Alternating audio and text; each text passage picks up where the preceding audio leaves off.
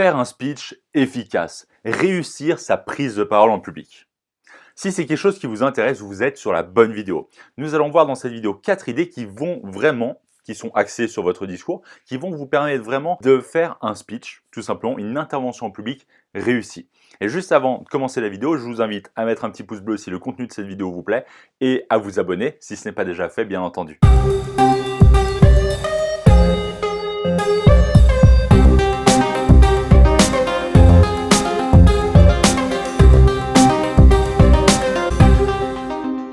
Mesdames, messieurs les super communicants, bonjour à toutes et à tous et bienvenue dans cette vidéo. Je suis Quentin Mégevant, votre coach et conseiller en communication orale à votre service. L'objectif de cette vidéo, vous l'aurez compris, est de vous donner 4 idées pour votre discours pour réussir vos interventions publiques, vos prises de parole en public. Et la première, sans plus attendre, est de déterminer votre fil conducteur.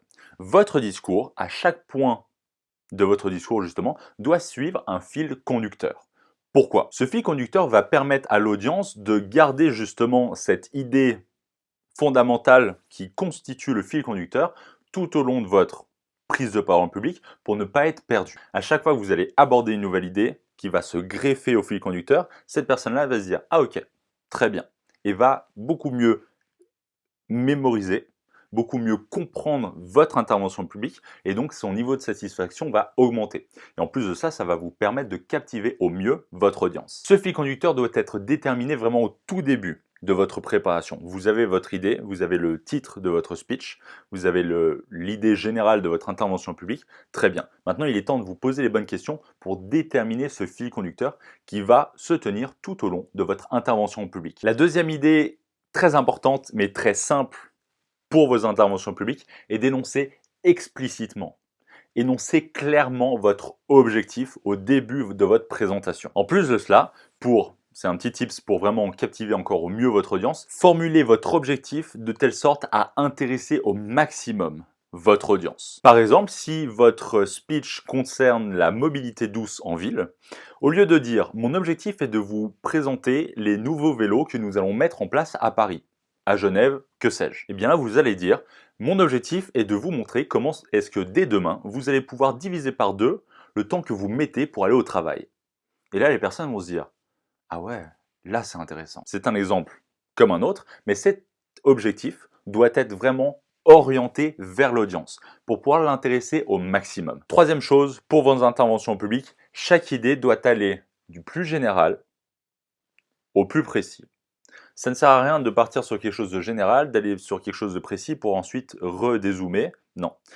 Partez sur quelque chose de général pour aller sur quelque chose de précis. Si vous voulez vraiment atteindre quelque chose de précis à la fin d'une idée, je vous invite à commencer par une idée assez générale, assez macro, pour pouvoir zoomer petit à petit et atteindre justement votre idée très précise que vous voulez aborder. Et d'ailleurs, à propos de ces 3 premières idées, qu'en pensez-vous ?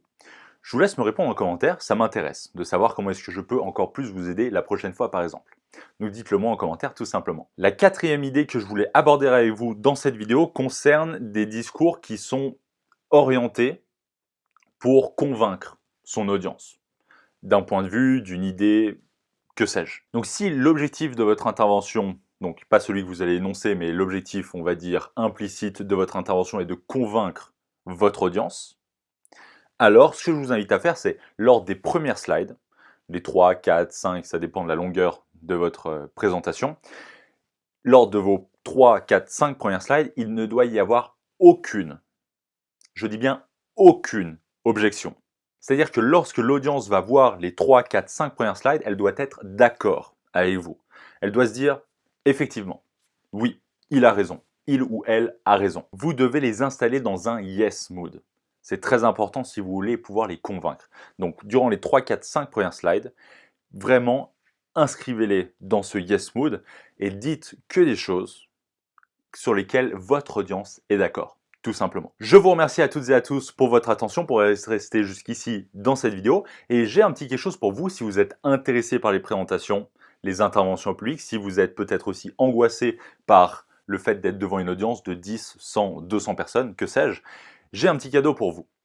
Juste en dessous dans la description, vous trouverez un lien sur lequel, en cliquant, vous obtiendrez en quelques secondes seulement un e-book complètement offert qui vous aidera à non seulement éliminer votre trac face à une audience, quelle que soit sa taille, et en plus de cela, orienter et travailler votre idée de telle sorte à la transmettre de manière optimale. Captiver au mieux l'audience qui est en face de vous. Donc je vous laisse trouver tout ça dans la description juste en dessous. Je vous remercie à toutes et à tous encore une fois pour votre attention. Je vous souhaite à toutes et à tous une excellente fin de journée, une excellente fin de semaine et surtout,